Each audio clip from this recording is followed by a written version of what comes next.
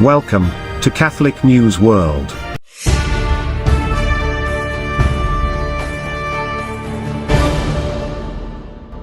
Welcome to Catholic News World. Please subscribe to our channel. My name is Steph. Here are this week's breaking news headlines. Another Catholic church in Canada has been destroyed by fire. The historic Notre-Dame de Sept-Allegres Catholic Church in Trois-Rivières, Quebec, was devastated by a fire on October 3rd. Local media noted that the fire chief refused to speculate on the causes or origin of the blaze. No injuries have been reported since the church was empty at the time of the fire. The Journal de Quebec wrote that several testimonies collected on site noted the presence of flames in a container near the church. One of the church's bell towers was destroyed during the fire, and major damage to the building's structure was reported. The city of Trois-Rivières Facebook stated that emergency crews tried to put out the unfortunate fire around 3:40 p.m. The church, which dates back to 1913, was not insured, according to local paper Le Nouveliste, as one cannot get church property insured. The paper also reported that police evacuated neighboring businesses and helped evacuate 11 Franciscans who lived next to the church. The Red Cross attended to the Franciscans after the evacuation. The church fire is among over 110 churches that have been damaged by fire or vandalism since the alleged discovery of unmarked graves at an Indian residential school in Kamloops, British Columbia.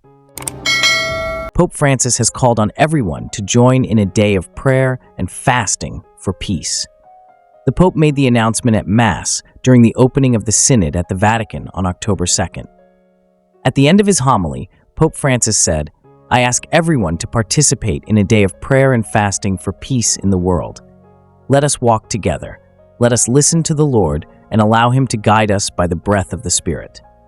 October 7th, which marked the beginning of the war in the Holy Land, was first announced as a day of prayer by the Patriarch of Jerusalem, Cardinal Pierbattista Pizzaballa. The U.S. Bishops' Conference President, Archbishop Timothy Broglio, also called the faithful to join in prayer and fasting. He wrote, "We join in mourning all those whose lives have been cut short. We share the desire for lasting peace." Archbishop Broglio invited the U.S. bishops to join Pope Francis and the Christians of the Holy Land in fervent prayer for an end to the violence, for the prompt and safe return of all hostages, and for the conversion of hearts so that hatred may be overcome, opening a pathway to reconciliation and peace.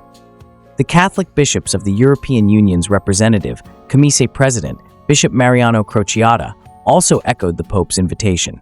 He wrote, "Echoing the repeated peace appeals of Pope Francis, we urge all conflict parties, as well as all persons and groups inciting violence, to refrain from any actions that could lead to further escalation and polarization. We call for an immediate ceasefire on all fronts and for respect of international and humanitarian law. We appeal for the necessary protection of civilians, hospitals, schools, and places of worship, as well as the release of all hostages and safe, unhindered humanitarian access.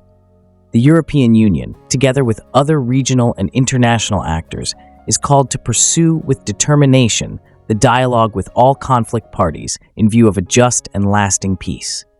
This should include renewed diplomatic efforts towards a two-state solution, one Israeli and one Palestinian, as well as an internationally guaranteed special status for the city of Jerusalem, so that all Israelis and Palestinians may finally live in dignity, security, and peace. We invite all people of goodwill to join the appeal of Pope Francis to observe a day of prayer and fasting for peace in the world on Monday, October 7th, 2024. Pope Francis has announced that he wants to initiate an ecclesiastical process for the beatification of the Belgian King Baudouin, who lived from 1930 to 1993. At the end of Sunday Mass in the stadium named after the king in Brussels, the Pope said, "I will open the beatification process for King Baudouin after my return to Rome. May his example as a man of faith enlighten those in power. I ask that the Belgian bishops commit themselves to advancing this cause." Baudouin was king of the Belgians from 1951 to 1993. In April 1990, he refused to sign a liberal abortion law because, as a Catholic, he could not reconcile it with his conscience. The government therefore declared him incapable of governing at his own request and assumed the function of head of state in accordance with the Constitution. After all members of the government had signed the law, Baudouin was declared fit to govern again on April 5, 1990. The monarch's gesture caused a controversy throughout Europe at the time. Pope Francis visited the king's grave together with the ruling King Philippe and Queen Mathilde on September 28th.